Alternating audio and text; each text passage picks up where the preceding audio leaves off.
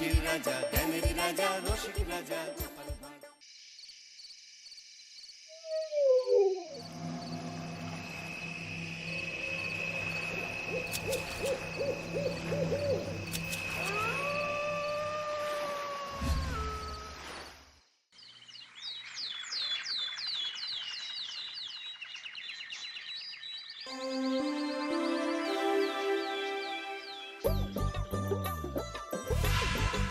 দূর দূর, হঠাৎ করে কেন যে এত চুল ঝরছে বুঝতেই পারছি না। কতদিন হয়ে গেল চুল ওঠা আর থামছেই না। না, এমন হতে থাকলে তো মাথায় টাক পড়ে যাবে। না না না, আজ রাজবৈদ্যের কাছে পরামর্শ নিতে হবে। কি ব্যাপার মহারাজ, আজ আপনাকে এমন চিন্তিত দেখাচ্ছে কেন? জীবনে বড় দুঃখ গোপাল, মন মেজাজ একদম ভালো নেই। সে কি কি হয়েছে মহারাজ?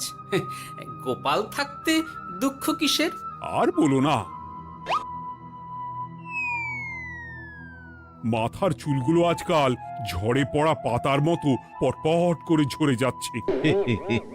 আমি তো জানি কেন এমন হচ্ছে, কিন্তু এখনই মুখ খুললে চলবে না। আর একটু বেশি বিপদ বাড়লে তখন মাঠে নামবো। তাই বলুন। এ তো খুব ছোট ব্যাপার। চুল ঝরলে টাক পড়বে, আর সেটা পড়া কত ভালো জানেন?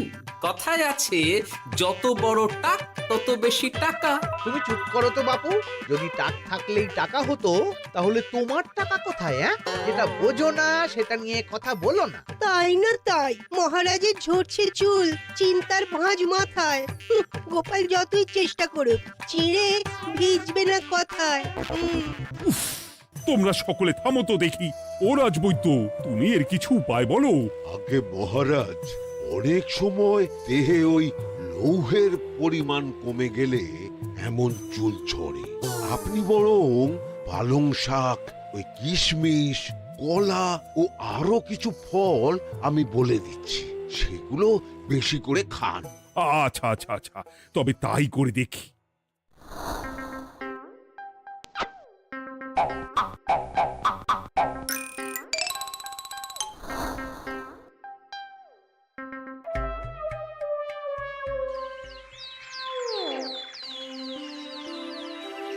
ও রাজবৈদ্য, তোমার কথা মতো শাক পাতা ফলমূল সবই তো খেলাম, চুল ঝরা বন্ধ তো হলোই না। তো জানতামই এমন হবে। কিন্তু মহারাজ, এমনটা তো হওয়ার কথা নয়। কিন্তু হচ্ছে তো। আরে আমার সাধে চুল, কোথায় চলে গেলি সব? এর জন্য তুমি দায়ী। তুমি এর জন্য শাস্তি পাবে বৈদ্য। আমাকে আমাকে ক্ষমা করে দিন মহারাজ, এমনটা হবে এ তো আমি ভাবতেই পারিনি। কিছু মনে করবেন না মহারাজ, ছোট মুখে বড় কথা বলছি। কিন্তু সত্যি এখানে রাজবৈদ্যর কোনো দোষ নেই। ওকে শাস্তি দেওয়াটা ঠিক হবে না মহারাজ। দেখেছেন মহারাজ, গোপালের সাহসটা দেখেছেন? আপনার মুখের উপর কথা বলছে। তা বলি, তুমি যখন এতই বোঝো, তাহলে নিজেই একটা আস্ত লোহা খেয়ে দেখো না, তোমার মাথায় চুল গজাচ্ছে কিনা। ঠিকই আছে, এসব মূর্খের মতো কথা কেবল আপনার থেকেই আশা করা যায় মন্ত্রী মশাই। মহারাজ, আপনি বিচক্ষণ মানুষ। আমার শুধু অনুরোধ, আরেকবার ভেবে দেখবেন। ঠিক আছে, রাজবৈদ্যকে আমি শাস্তি দেব না, কিন্তু সকলের জন্য আমার একটা ঘোষণা আছে। কি ঘোষণা? আমার এই কঠিন সমস্যা যে দূর করে দিতে পারবে, তাকে আমি বিশেষ পুরস্কারে ভূষিত করব। এই তো পেয়েছি। এই সুযোগ কোনোভাবেই হাতছাড়া করা চলবে না। এবারের সমস্যাটা সত্যি বেশ কঠিন। কি করলে যে মহারাজের চুল পড়া বন্ধ হবে সেই উপায় মাথাতেই আসছে না। হঠাৎ করে কেন যে এমন হলো কে জানে।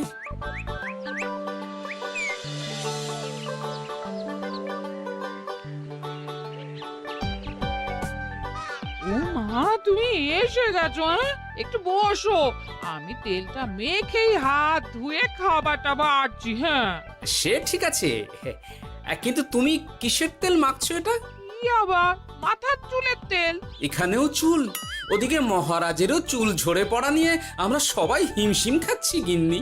আরে, মহারাজের অত সুন্দর কালো চুলগুলো ঝরে যাচ্ছে, এ তো ভারী দুঃখের কথা। সে আর বলতে।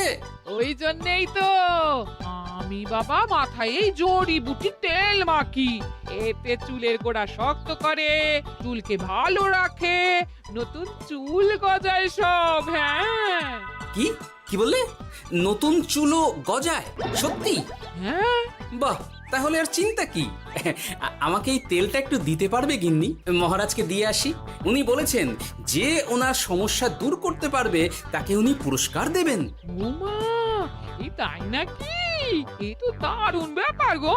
নাও নাও নাও, তেলখানা নিয়ে মহারাজকে কাল দিয়ে এসো তাহলে। আর জানিয়ে দিও, দিনে 2 বার কিন্তু তেল মাখতেই হবে। হ্যাঁ, আচ্ছা, ঠিক আছে।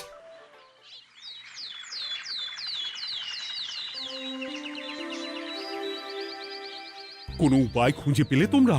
আগে মহারাজ, আমি আপনার জন্য নকল চুল বানিয়ে এনেছি। যতদিন আপনার চুল পড়া বন্ধ না হচ্ছে ততদিন আপনি এটা পরে ব্যবহার করতে পারেন। সে তো বুঝলাম, কিন্তু নকল চুল তো আর আসল চুলে জায়গা নিতে পারবে না বিজ্ঞানী।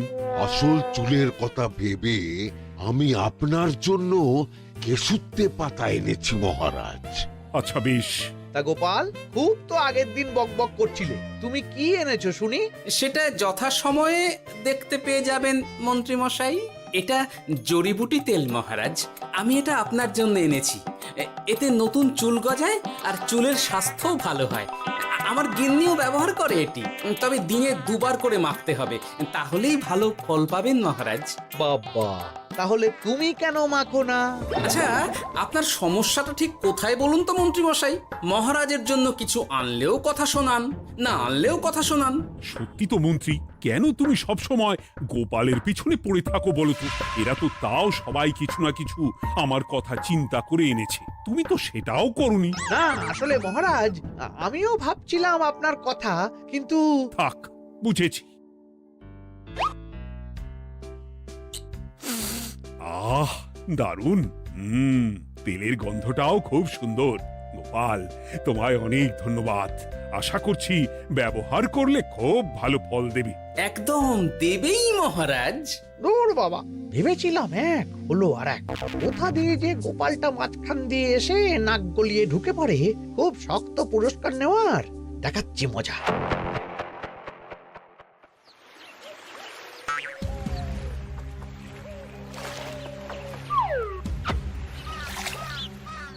এবারে গোপালের তেল দিয়েই সব কিছু তোলপাড় করব।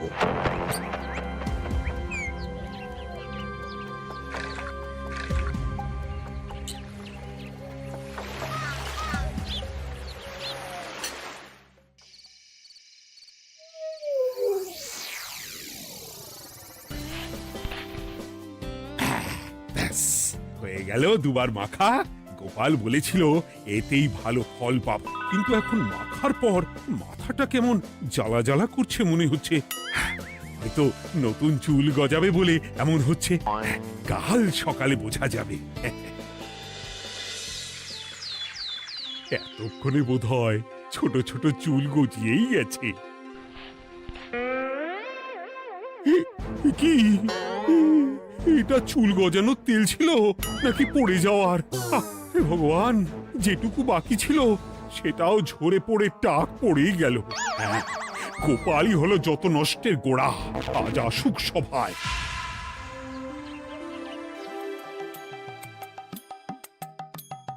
এই যে এখন এলেন উনি। ও কি মহারাজ, আপনি এমন কাপড় মাথায় জড়িয়ে বসে আছেন কেন? তুমি আর এমন প্রশ্ন জিজ্ঞাসা করো না গোপাল, তোমার দয়াতেই মহারাজের এমন অবস্থা। মানে? মানেটা আমি তোমায় দেখাচ্ছি, দাঁড়াও। এই যে গোপালের দেওয়া তেল মেখেই আমার এমন হয়েছে, আর তার জন্য আমি তোমাকে কোনোদিনও ক্ষমা করব না গোপাল। বিশ্বাস করুন মহারাজ, আমার গিন্নিও মাখে এই তেল, কিন্তু এমন কিছু তো এখনো পর্যন্ত ঘটেনি। আমি আর কিচ্ছু শুনতে চাই না। আমার মাথা ভর্তি চুল আমি ফেরত চাই। যতদিন না আমার মাথার সব চুল ফিরে আসছে ততদিন আমি তোমার মুখও দেখতে চাই না। মহারাজ, আপনার কোনো চিন্তা নেই, আমি তো আছি। এবার এই সমস্যার একটা সমাধান আমি করেই ছাড়বো। কি ব্যাপার, মন্ত্রী মশাই এত লাফাচ্ছে কেন? এসবের পেছনে আবার ওনার হাত নেই তো? না, ব্যাপারটা পরে দেখতে হচ্ছে।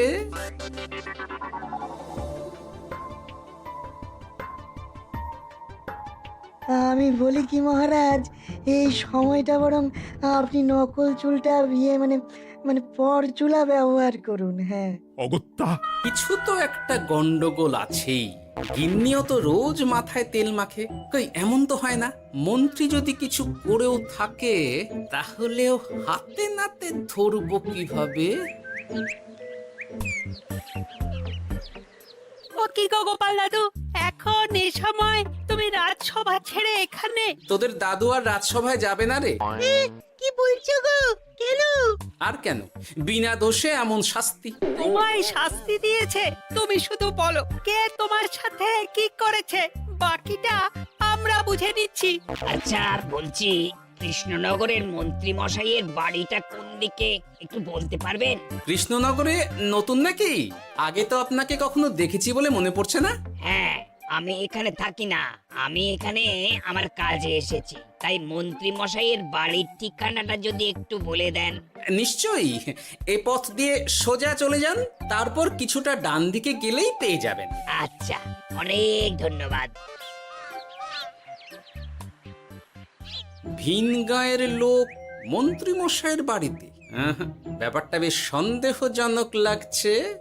এই এই গুলটে ন্যাপলা, তোরা তোরা দুজন একটু আড়াল থেকে দেখতো লোকটা মন্ত্রী মশাইয়ের বাড়িতে ঠিক কি জন্য এসেছে, তারপর আমায় খবর দিস। ঠিক আছে গোপাল দাদু।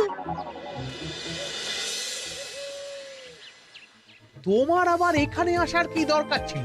আমি তো বলেছি যে আমি ঠিক গিয়ে তোমার পাওনা গন্ডা মিটিয়ে দেবো। মিটিয়ে দেবে? কতদিন হয়ে গেছে জানেন? দেখো, হয় আমার কীটনাশক আর সার সব ফিরিয়ে দিন, নয়তো আমার জিনিসের দাম মিটিয়ে দিন। কীটনাশক, সার আর কি করে ফেরত দেবো বলো? ও তো সব পুকুরের জলে মিশে গেছে। ওসব আমি জানি না, আমার পাওনা গন্ডা মিটিয়ে দিন, ব্যাস। চল চল, এখনই তাহলে গোপাল দাদুকে গিয়ে সব জানাই। হ্যাঁ, চল চল। দাদু, ও গোপাল দাদু, তোরা এসে গেছিস? আয় আয় আয় আয় আয়। মন্ত্রী মশাইয়ের মুখ থেকে অনেক খবর পেলাম। তাই নাকি? কি শুনি?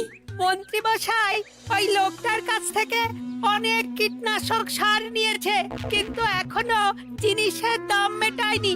হ্যাঁ, ওই জন্যই তো মন্ত্রী মশাইয়ের উপর লোকটা খুব রেগেছিল, হুমকিও দিয়েছে এক সপ্তাহের মধ্যে জিনিসের দাম সব মিটিয়ে দিতে হবে। তাই নাকি? কিন্তু কীটনাশক সার নিয়ে মন্ত্রী মশাই কি করবে? সেটা তো বলতে পারবো না দাদু, তবে হ্যাঁ, মন্ত্রী মশাই ওই লোকটাকে বলছিল যে ওই সব কীটনাশক সার পুকুরের জলে মিশে গেছে। কি বললি? পুকুরের জলে? আচ্ছা, এবার দুয়ে দুয়ে চার করা গেল। অনেক ধন্যবাদ রে তোদের। বল বল, তোরা কি খাবি? কিচ্ছু লাগবে না গোপাল দাদু, তবে ভোলা বয়ের আর মিষ্টি খাওয়ালে। আচ্ছা আচ্ছা। কি করে যে মহারাজকে আসল ব্যাপারটা বোঝাই, কিছু তো একটা উপায় বের করতেই হবে। তা বলি বাবা, রাজসভায় যেতে হবে না বলে কি সারাদিন এইভাবেই শয়নে শয়নে দিন কাটাবেন বাবা? হ্যাঁ, উপায় পেয়ে গেছি। বুঝলে গিন্নি, আমাকে একটা জায়গায় যেতে হবে, বুঝলে? তারপর ওখানে যদি কাজ হয় তাহলে আগামীকাল রাজসভায় আমি যাব। কিন্তু তুমি যে বলেছিলে তোমার এখন ছুটি। হ্যাঁ, কি আর করি বলো, গুরুত্বপূর্ণ একটা কাজ, তাই যেতেই হবে। আচ্ছা যাও। ওই গো বিজ্ঞানী, আরে গোপাল যে, বলো। এই যে বিজ্ঞানী, একটা বিশেষ দরকারে তোমার কাছে এলাম, বুঝলে? হ্যাঁ, বলোই না। আচ্ছা, এই দূষিত জলকে কিভাবে আবার পরিশুদ্ধ করে বলতে পারবে? কেন পারবো না? জলের মধ্যে একটু চুন আর ফটকিরি দিয়ে দিলেই জল আবার দূষণমুক্ত হয়ে যাবে। তবে ওগুলো দেওয়ার পর কিছুদিন সেই জলকে ব্যবহার করা বন্ধ রাখতে হয়। হ্যাঁ, আচ্ছা আচ্ছা, অনেক ধন্যবাদ, আসি তাহলে। হ্যাঁ,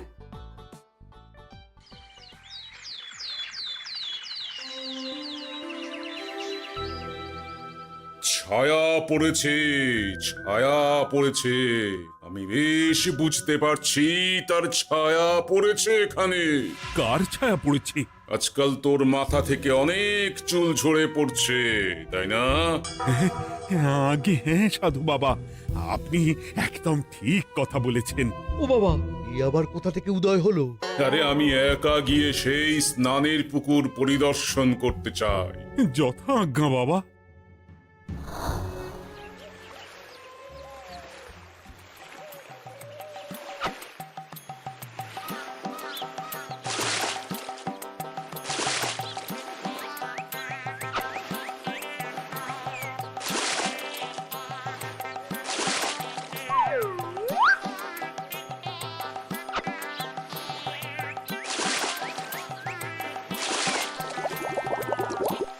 যাক বাবা, মোটামুটি সপ্তাহখানেক এভাবে থাকলেই পুকুরের জল আবার আগের মতো পরিষ্কার হয়ে যাবে। এবার শুধু মহারাজকে একটু বুঝিয়ে বললেই হয়ে যাবে।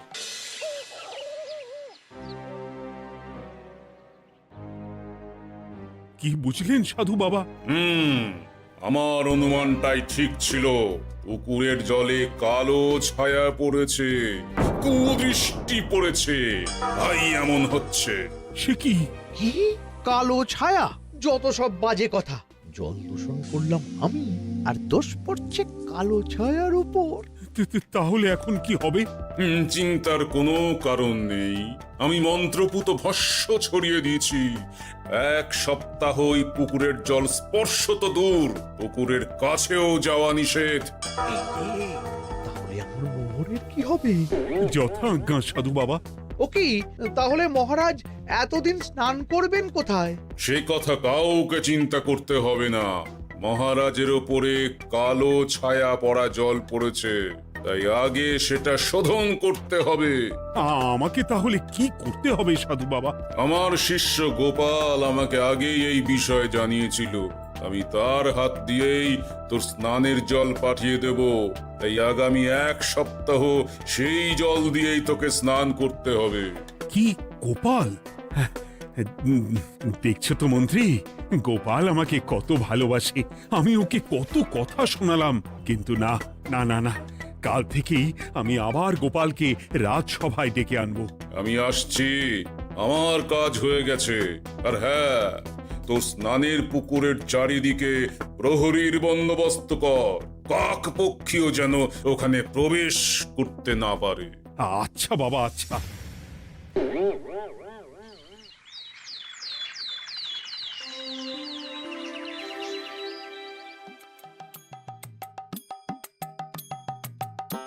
গোপাল, তোমাকে আবার এখানে দেখতে পেয়ে আমার খুব ভালো লাগছে। তোমার গুরুদেব গতকাল এসেছিলেন, কিছু মনে করো না। না বুঝেই তোমাকে অনেক কথা শুনিয়েছি। না মহারাজ, আমি জানি আপনি আমাকে খুব ভালোবাসেন, তাই আমি কিছু মনে করিনি মহারাজ। এই নিন, আমি আপনার স্নানের জল এনেছি। হ্যাঁ হ্যাঁ হ্যাঁ, দাও দাও দাও।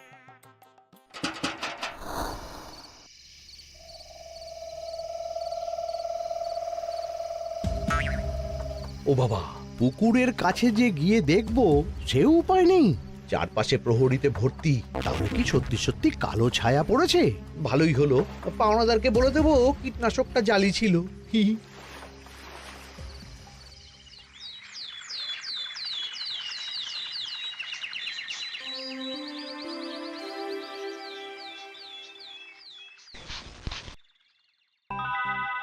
এই তো আমার সেই পুরনো কালো চুলগুলো আবার ফিরে এসেছে। আহা, কি যে আনন্দ হচ্ছে দেখে। আজ 1 সপ্তাহ সম্পূর্ণ হলো। গোপালের জন্য আমার স্নানের পুকুর থেকে কালো ছায়া দূর হয়েছে। আমাকে এই সমস্যা থেকে দূর করার জন্য আমি গোপালকে 100টি মোহর উপহার দিতে চাই। ধন্যবাদ মহারাজ। দূর, আমার আর ভালো লাগে না। সব সময় গোপালই মোহর পায়, এটা তো আমার পাওয়ার কথা ছিল। এদিকে আজকে পাওনাদারও আসবে।